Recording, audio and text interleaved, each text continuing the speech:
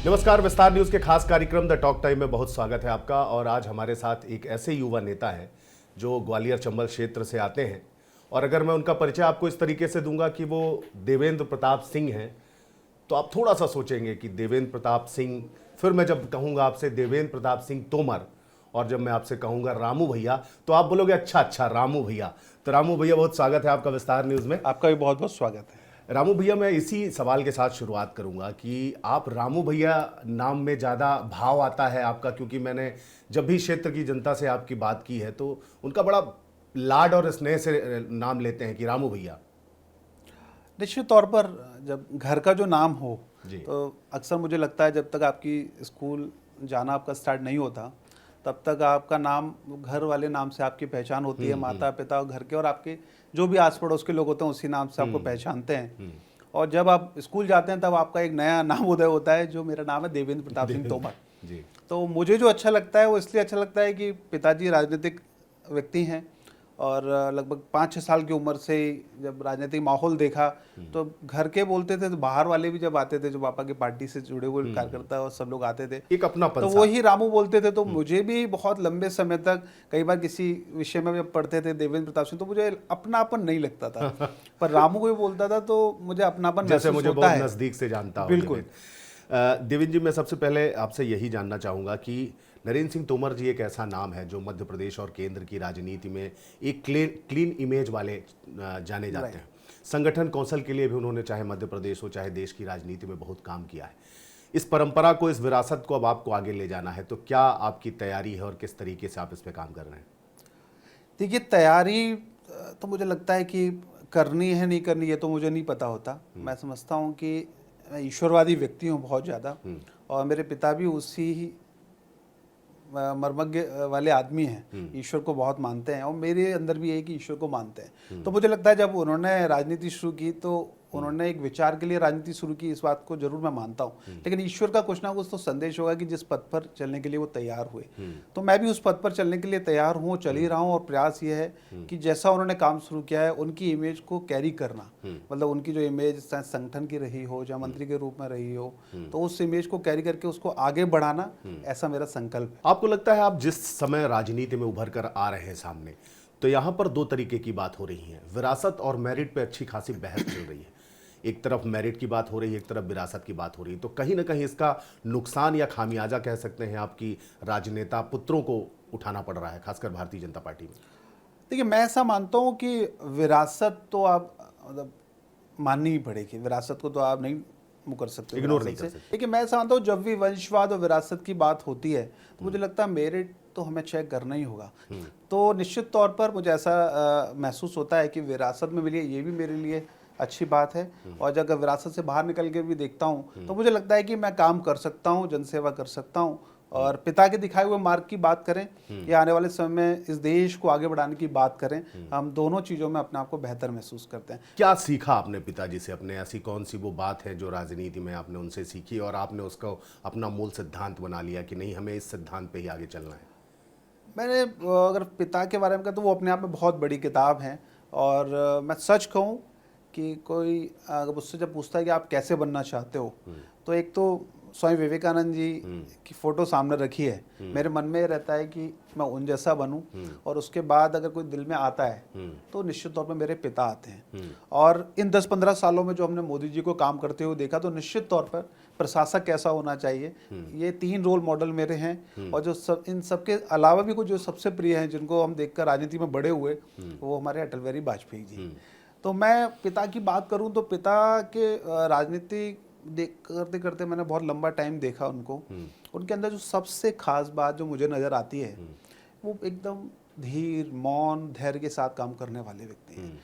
आपके Facebook wall पे लिखा हुआ है, 2 आंखों का एक ही सपना, विश्व गुरु बने भारत अपना। बिल्कुल। तो देवेंद्र प्रताप जी से अगर मैं पूछूं कि विश्व गुरु भारत को आप किस तरीके से देखना चाहते हैं, क्या आपकी सोच है, तो उसको आप कम शब्दों में कैसे समझाएंगे? मैं इतना ही कहूँगा कि हमारे स्वामी विवेकानंद जी ने कहा था कि आने वाले समय में भारत आधुनिक भारत जो है आने वाले समय विश्व गुरु बनेगा।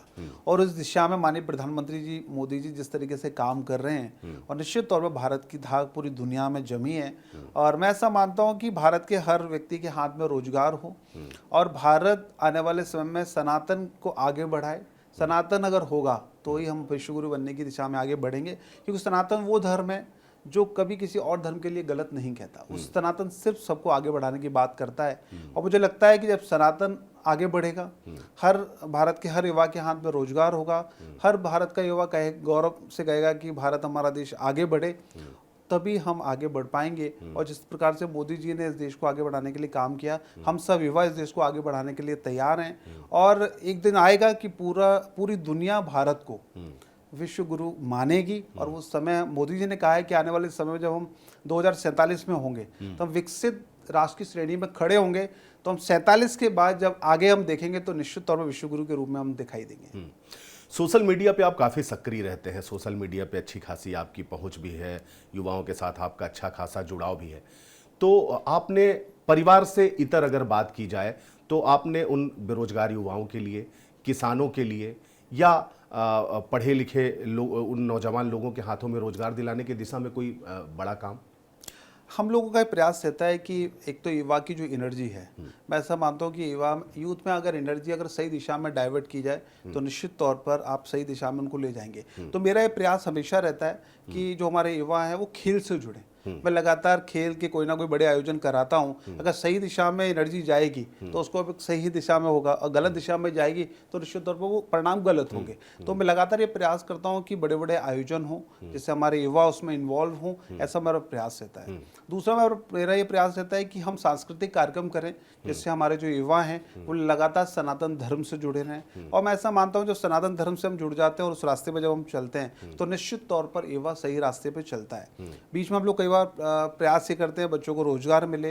हमारे काफ़ी सारी जो मालनपुर इंडस्ट्रियल एरिया हो चाहे बाबन इंडस्ट्रियल एरिया हो, लगातार हम लोग संपर्क में रहते हैं। जो भी युवा हमारे संपर्क में आते हैं हम कोशिश करते हैं उनको रोजगार मिले। ये प्रयास मेरा लगातार रहता है। और काफ़ी सारे जॉब प्लेसमेंट की भी जो एजेंसियां उनके भी संपर्क में हम लगातार रहते हैं। तो पूरा कोऑर्डिनेशन लगातार चलता है कि रोजगार मिले। लेकिन मैं एक बात जरूर कहना चाहूँगा, जो युवा हैं, कई ऐसे युवा मेरे पास आते हैं, कई बार वो कहते हैं भैया मुझे ये जॉब चाहिए, लेकिन वो हो सकता है बीटेक हो, लेकिन जब उसका इंटरव्यू होता है तो वो आईटीआई के डिप्लोमा से भी नीचे होता है। तो मैं आपके माध्यम से भी यही कहना चाहूँगा कि जो युवा हैं वे अगर किसी भी कोर्स को ज्वाइन कर रहे हैं तो उसको फैशन ना समझें, पूर्ण रूप से ये प्रयास करें कि जो हम सीखने जा रहे हैं, जो हम पढ़ने जा रहे हैं, उसको पूरा ज्ञान को अर्जित करें। क्योंकि अल्टीमेटली आपको जो नौकरी मिलेगी तो नौकरी केवल ज्ञान के आधार पर मिलेगी। डिग्री आपके लिए इंटरव्यू कंडक्ट करा सकती है, पर इंटरव्यू में पास आप तभी होंगे जब आपका ज्ञान अर्जित होगा। तो मैं भी यही लोगों को प्रयास करता हूँ, युवाओं को कहता हूँ कि आप अच्छे से पढ़िए, इंटरव्यू की अच्छे से प्रिपरेशन कीजिए, क्योंकि जो भी आपको जॉब देने वाला है वो अच्छी तनख्वाह तभी देगा जब आप उस काबिल बनेंगे। बिल्कुल निश्चित रूप से। नरेंद्र सिंह तोमर जी आपके आदर्श भी हैं, पिता भी हैं। ऐसे में एक विधानसभा अध्यक्ष के तौर पे या एक पिता के तौर पे ज़्यादा सख्त आप उनको कहाँ पे देखते हैं? देखिए, ईश्वर की कृपा उन पर इतनी मैं कहूँगा ज़बरदस्त है, इतना आशीर्वाद है। वो पिता के रूप में भी उतने ही सौम्य हैं और विधानसभा अध्यक्ष के रूप में भी उतने ही सौम्य हैं। और आपने अभी देखा होगा विगत 2 वर्षों में जो विधानसभा के जो सत्र संपन्न हुए उसमें चाहे विपक्षी नेता रहे हों चाहे हमारे पक्ष के नेता रहे हों, किसी ने ये शिकायत नहीं की कि अध्यक्ष जी ने हमको मौका नहीं दिया। पक्ष को भी उतना मौका है, विपक्ष को भी उतना मौका है। और ये बैलेंस का जो समन्वय बना ले वही सत्र को अच्छे से संपन्न करा सकता है। और जो मैंने देखा है इन 2 सालों में कि सत्र लगातार अच्छे चल रहे हैं। और अभी मैं कुछ समय पढ़ रहा था जब सत्र संपन्न हुआ कि कई सालों बाद सत्र अवधि के हिसाब से हुआ, जितने प्रश्न आए वो प्रश्न पूरे हुए। तो मुझे लगता है ये अपने आप में बहुत अच्छा है। सख्त होना चाहिए, लेकिन मुझे लगता है कि कुछ चीज़ें बिना सख्ती के साथ भी संपन्न हो जाती हैं। समन्वय सबसे ज़्यादा जरूरी है, और समन्वय जब अच्छा होता है तो निश्चित तौर पर अच्छा परिणाम निकलता है। राजनीतिक चर्चाएं होती हैं घर में, कभी पिताजी के साथ बैठ के, कभी डाइनिंग टेबल मैं उनके व्यक्तित्व की एक बहुत अच्छी खूबी आपको बताता हूँ। मतलब अक्सर शायद ये पॉलिटिशियंस या जो पॉलिटिकल लीडर के परिवार होते हैं उनमें शायद ऐसा नहीं मिलती। मुझे कभी नहीं कहते कि ये गलत है, ये खराब है। किसी भी पॉलिटिशियन के बारे में कभी कोई चर्चा नहीं करती। ये उनका सबसे बड़ा गुण है। और मैं मानता हूं कि हम समझें, हम राजनीति में हैं, अगर हम जनसेवा में, कौन अच्छा है कौन है, वो अपनी तरफ से कभी भी किसी भी पॉलिटिशियन के बारे में कभी ये नहीं कहते ये गलत है ये सही है, क्योंकि पॉलिटिशियन एक बाहर अलग है अंदर अलग है, तो उनका ये गुण है हमेशा कभी किसी के बारे में गलत बोलते ही नहीं है। मैंने कभी नहीं सुना उनको। हाँ, कभी आप उनसे पूछेंगे कि पिताजी ऐसा ऐसा विषय है, तो बोलेंगे हाँ यस और नो, 2 शब्दों में बात करते हैं। हाँ, हमको कुछ पूछना है तो पूछ लें, लेकिन अपनी तरफ से कई बार मैंने ऐसा देखा है कई राजनीतिक परिवारों में कि वो बच्चा भी अगर 15 साल का है तो वो भी ये कहेगा कि यार आपने हमको वोट नहीं दिए थे, आपने ये नहीं किया था, इस समय ये हो रहा था। मेरे पिता की बहुत अच्छी खास आदत है, कई चुनाव मैंने उनके देखे। चुनाव जब होते हैं तो विरोध तो होता ही है, पक्ष और विपक्ष दोनों ही होते हैं, कभी अपने भी होते हैं कभी पराई भी होते हैं, ये तो स्वाभाविक रूप से है। लेकिन चुनाव का परिणाम आने के बाद मैंने कभी भी, कई लोगों ने कहा कि भाई साहब आपने ये, इन्होंने ऐसा किया था, इन्होंने वैसा, बोले चुनाव खत्म हो गया ना, चुनाव हम जीत गए ना, अब अपने लिए सब बराबर हैं। ये अगर गुण मुझे लगता है किसी राजनेता में हो तो इससे अच्छा गुण कोई और हो नहीं सकता, और हर राजनेता को ये गुण अपने अंदर रखना ही चाहिए। ग्वालियर में हमेशा, ग्वालियर जो है अखबार की सुर्खियां बनता है, चैनल की सुर्खियां बनता है कि भारतीय जनता पार्टी के नेताओं में वहां सब कुछ ठीक ठाक नहीं चल रहा। प्रद्युम्न सिंह तोमर जी हैं, वो कहते हैं कि विकास नहीं हो रहा है, सफाई नहीं हो रही है। तो क्या वास्तव में वहाँ नेताओं में जो है वो सरफुटब्बल टाइप की स्थिति है? देखिए, ये सब कई बार छोटी मोटी बातें होती हैं, तो मुझे लगता है कि जो बात सही मंच पर रखने की, अगर वहाँ बात को रख देते हैं तो बातें हो जाती हैं। और रही ग्वालियर में विकास की बात, तो मैं कहूँगा कि इन 10-15 सालों में जो ग्वालियर में विकास हुआ है वो कभी नहीं हुआ। मेरे पिता वहाँ 2014 में MP बने थे, तब से लेकर अभी तक लगातार विकास हो रहा है, काम हो रहा है, और सब काम कर रहे हैं, चाहे प्रद्युम्न जी हों, चाहे उनके सब और जो नए लोग आए थे पार्टी में, सब धीरे धीरे समाहित हो रहे हैं। ज्योतिरादित्य सिंधिया जी और तोमर जी की कैसे बनती है? नरेंद्र सिंह जी की बात कर रहा हूँ मैं, इन लोगों में बनने बनाने का तो कोई विषय ही और नहीं है। नेता पुत्रों में कैसी बनती है आर्यमान जी की? और मेरी आर्यमान जी से कभी मुलाकात हुई नहीं। हाँ। तो उसके बारे में तो मैं कुछ कह नहीं सकता। रही मेरे पिता और उनकी बात, तो मैं कहूँगा कि एक पीढ़ी का अंतर कह सकते हैं उनके और उनकी में, तो वो भी पिताजी का बहुत सम्मान करते हैं, और पिताजी भी उनका बहुत सम्मान करते हैं। और जब सिंधिया जी आए थे तो निश्चित तौर पर बैठकों का जो बड़ा दौर था वो पिताजी के साथ ही हमारे घर पर संपन्न होता था। तो ये सब बाहर की बातें चलती रहती हैं, मुझे लगता है ऐसा कोई विषय है नहीं। 2023 के चुनाव के पहले एक वीडियो आया था जिसकी बड़ी चर्चा थी, आपके को घेरने की कोशिश की गई, हालांकि चुनाव नतीजे आपके पक्ष में रहे। तो क्या मामला था वो, मतलब क्या उसमें कितनी सच्चाई? मैं उस ज़्यादा विषय में नहीं जाऊँगा, मैं इतना ही कहूँगा कि मेरा कोई लेना देना नहीं था, मैं पाक साहब था, और चीज़ें भी क्लियर हो गई हैं लगभग सारी।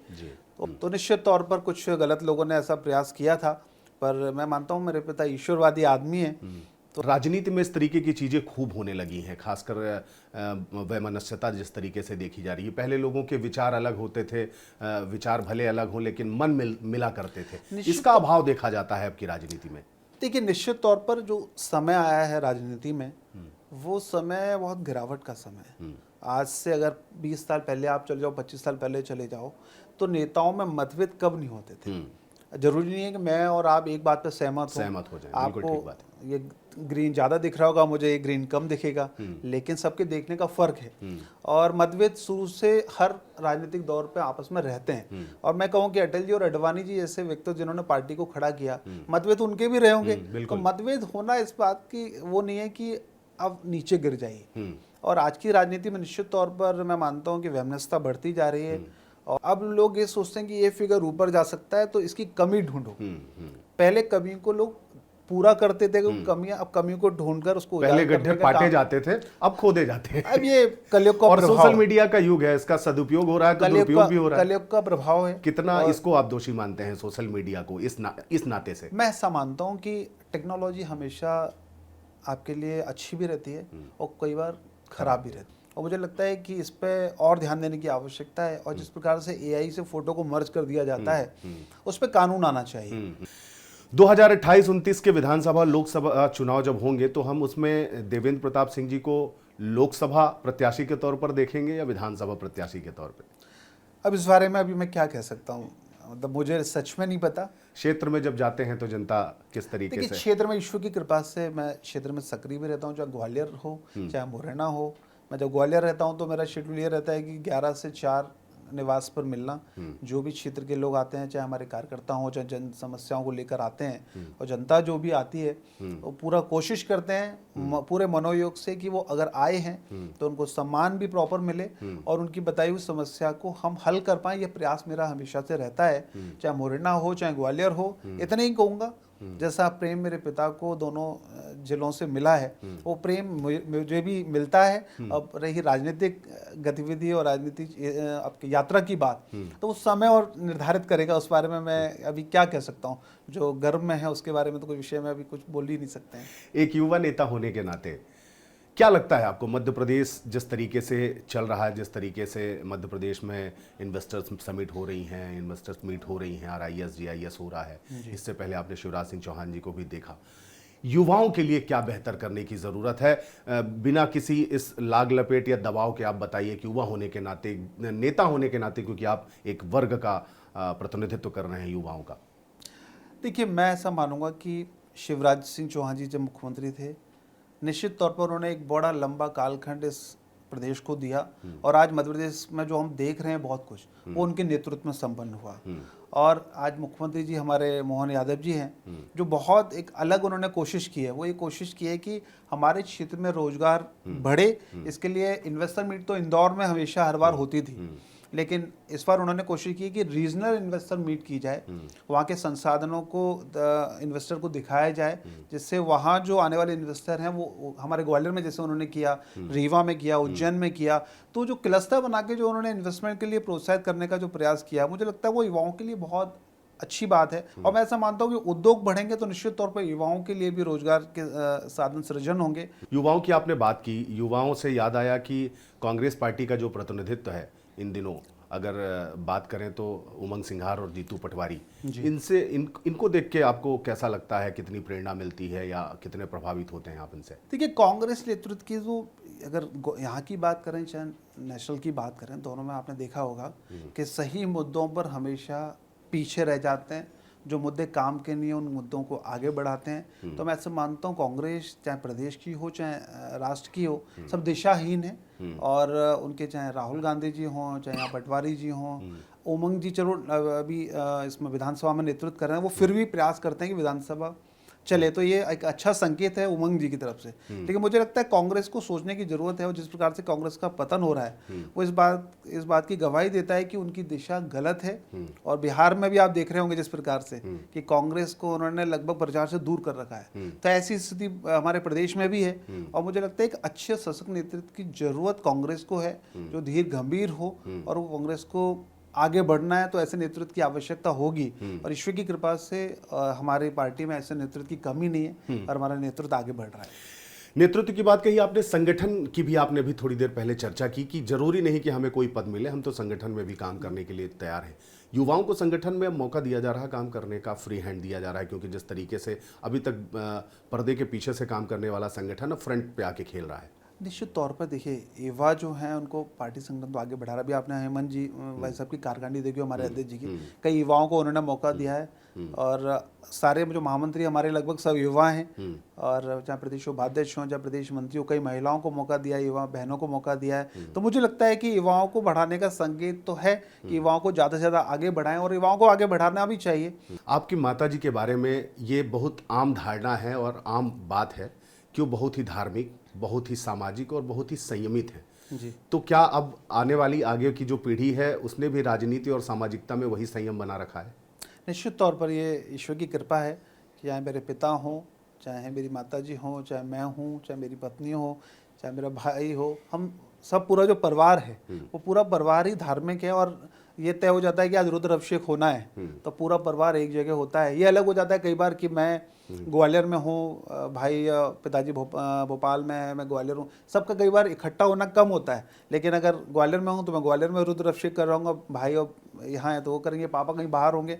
तो धार्मिकता ईश्वर की कृपा से डीएनए में आई है, और ये धार्मिकता हमेशा बनी रहे। हम इस शो में अपने रैपिड फायर राउंड भी होता है हमारा, तो आपको जवाब देना होगा मेरे सवालों का जल्दी जल्दी जी। कि राजनीति में आपका आदर्श कौन है? आज की राजनीति में आप पूछेंगे तो निश्चित तौर पर मोदी जी और मेरे पिताजी, उससे पहले पूछेंगे तो अटल बिहारी वाजपेयी जी, और इन सब के ऊपर आदर्श कहेंगे तो स्वामी विवेकानंद जी। मुख्यमंत्री के तौर पे आपको सबसे ज्यादा पसंद कौन आया मध्य प्रदेश का? देखिए, हर मुख्यमंत्री की अपनी अलग परिस्थिति थी। उमा जी जब बनी तो फायर ब्रांड नेता के रूप में थी, तो उनका काम करने का तरीका अलग था। शिवराज जी जब मुख्यमंत्री बने तो उनका आपने काम करने का तरीका देखा, धीर गंभीर होकर प्रदेश को लगभग 18 साल तक आगे बढ़ाया। माननीय मोहन जी बने हैं तो उनका काम करने का तरीका अलग है, तुरंत परिणाम और तुरंत निर्णय लेते हैं। तो तीनों चारों जो मेरी स्मृति में जो है, जब मैं बड़ा हो रहा था जब ये थे, तो चारों अपने आप में बहुत बेहतर। प्रदेश अध्यक्ष के तौर पे बीडी शर्मा बेहतर हैं या हेमंत खंडेलवाल? देखिए, हेमंत जी का कार्यकाल शुरू हो रहा है, तो उनको तो शुभकामनाएं कि उनका कार्यकाल सबसे अच्छे अध्यक्ष के रूप में रहे। और बीडी शर्मा जी की बात करें तो निश्चित तौर पर 29 की 29 सीटें हम उनके नेतृत्व में जीते, तो उनका भी बहुत शानदार कार्यकाल रहा। सबसे अच्छा मित्र कौन सा है आपका? मित्र कौन है सबसे बेहतर? मित्र हैं मेरे 5। सबसे बेहतर वो पत्नी भी हो सकती है, वो भाई भी हो सकता है, वो पिता भी हो सकते हैं। नहीं, देखिए, पिता से भी एक अलग संबंध है, तो पिता भी हैं, पत्नी भी है, और मित्र तो मेरे 4-5-6 जो मित्र हैं बहुत अच्छे। वही इन 5 का नाम लेके आप 500 से दुश्मनी नहीं लेना चाहते? नहीं, देखिए क्या है, मित्र तो सबसे पहली राय आप किससे, अगर लेनी हो तो किससे लेते हैं? मैं अपने आप से लेता हूँ पहले। मतलब मैं खुद सोचकर फिर एनालिसिस करता हूँ, फिर मुझे लगता है कि पत्नी से पूछना है, पिताजी से पूछना है, मित्र से पूछना है, और फिर जब पिता ने जो कह दिया वो मेरे लिए आखिरी शब्द। उनकी राय के आगे किसी की राय मैटर नहीं करती, चाहे वो गलत हो सही हो, पिता की बात कर, उसके अलावा कोई। खाने में क्या पसंद करते हैं? खाने में साउथ इंडियन भी पसंद है, डोसा पसंद है, और मतलब हर तरीके के खा लेता हूँ, ऐसा नहीं कि यही पसंद है। अब नापसंद की बात करेंगे तो मुझे टेंडर पसंद नहीं है। फिल्में देखते हैं? हाँ, फिल्में देखने का शौक है, लेकिन पिछले लगभग 7-8 साल से कम हो गया है। तो मैं गेस करूं आपकी पसंदीदा अभिनेत्री जैकलीन फर्नांडिस? नहीं, हमारी नहीं। मेरी अगर सुनना चाहें तो निश्चित तौर पे माधुरी दीक्षित। और अगर एक्टर की बात करें, अभिनेता की बात करें? एक्टर बहुत सारे हैं। किरदार पर डिपेंड करता है। डेफिनेटली किरदार पर डिपेंड करता है, लेकिन मैं जैसे अक्षय कुमार हैं, बहुत अच्छा काम कर रहे हैं। जैसे शाहरुख खान है, तो शाहरुख खान को भी जब मैं कई बार देखता हूँ तो काफ़ी सारे उनके इंटरव्यूज़ मैंने देखे, कभी मेरा मिलने का मौका नहीं मिला, तो जब वो कहते हैं कि अगर आपको कुछ पाना है तो निश्चित तौर को आपके कंफर्ट जोन से बाहर आना पड़ेगा अपने जीवन में। बिल्कुल। तो मतलब ये शब्द उनके मुझे अच्छे लगते हैं एक एक्टर के रूप में, और भी काफ़ी सारे एक्टर हैं। आखिरी सवाल मेरा देवेंद्र जी की, आप जैसे युवा या आप जैसे वो युवा जो राजनीतिक पृष्ठभूमि वाले घराने से आते हैं या सामान्य परिवार से हैं, अगर उनको राजनीति में आना है तो वो कौन से 2 लेसन हैं जो उनको अपने साथ लेके आने चाहिए? मैं ऐसा मानता हूँ, राजनीति पार्ट टाइम नहीं है। राजनीति की चमक को देख के हमको कभी नहीं आना चाहिए। राजनीति में आप संघर्ष को देख के आइए। चाहे जैसे मेरे पिता हैं तो आप उनके संघर्ष को देखिए, मोदी जी के संघर्ष को देखिए। तो ऐसा मानता हूँ, आप मोदी जी को आदर्श मानकर आए, अटल जी को आदर्श मानकर आए, जो पुराने लोग हैं उनको आदर्श मानकर आए। और राजनीति में जरूरी नहीं कि आप सफल होंगे, पद और प्रतिष्ठा आपको मिलेगी, लेकिन राजनीति में हो सकता है कि एक अच्छे कार्यकर्ता के रूप में ही आपका जीवन व्यतीत हो जाए, और हो सकता है कि आप नरेंद्र मोदी जैसा व्यक्तित्व बनकर सामने खड़े हो जाएं। तो कई लाखों कार्यकर्ता एक नेता का सृजन करते हैं। तो मैं ऐसा मानता हूं कि जनसेवा का संकल्प हो, और कुछ पाने की लालसा नहीं, कुछ देने की लालसा समाज को हो। अगर ये समर्पण, सहजता, राइट, और सब्र लेके राजनीति में ही आए। सब्र के बिना कुछ नहीं है, समर्पण के बिना कुछ नहीं है, हाँ, और धैर्य के बिना कुछ नहीं है, और धीर गंभीर के बिना कुछ नहीं है। बहुत बड़ी बात कही आपने। तो ये देवेंद्र सिंह तोमर जी थे। रामू भैया बड़ी ही बारीकी के साथ इन्होंने सवाल के जवाब दिए, और जिस तरीके से इन्होंने चातुर्यता भी दिखाई। देखिए, रैपिड फायर राउंड जब हुआ तो इनने किस तरीके से जवाब दिए। इनने सभी मुख्यमंत्रियों की भी सराहना कर दी और सारे प्रदेश अध्यक्षों की भी सराहना कर दी। दोस्तों का नाम लेकिन अंत तक नहीं बताया कि उन 5 दोस्तों का नाम बता के बाकी 500 से कौन दुश्मनी ले भाई। लेकिन अच्छी बात है कि जैसे उनके पिताजी ने राजनीति में एक आदर्श बनने का काम किया है, उसी तरीके से उनके राजनीतिक आदर्श भी हैं। लेकिन वो अपना गुरु अगर कहें तो स्वामी विवेकानंद को मानते हैं। युवाओं के लिए भी कहते हैं कि अगर आपको राजनीति में आना है तो समर्पण भाव के साथ आना होगा, और सब्र आपको रखना ही होगा। बहुत बहुत धन्यवाद विस्तार न्यूज़ से बात करने के लिए रामू भैया। Thank you. तो मुझे दीजिए इजाजत, अगली बार किसी और शख्सियत के साथ आपको कराएंगे रूबरू। तब तक के लिए नमस्कार।